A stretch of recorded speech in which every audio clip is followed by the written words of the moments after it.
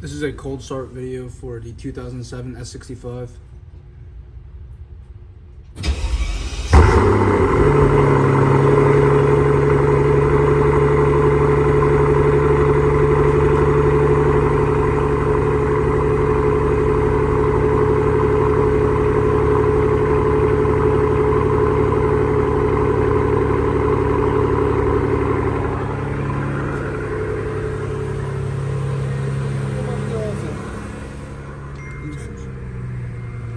Gauge, temps, cold start. Been sitting here for like 2.5, literally 2 to 3 weeks minimum.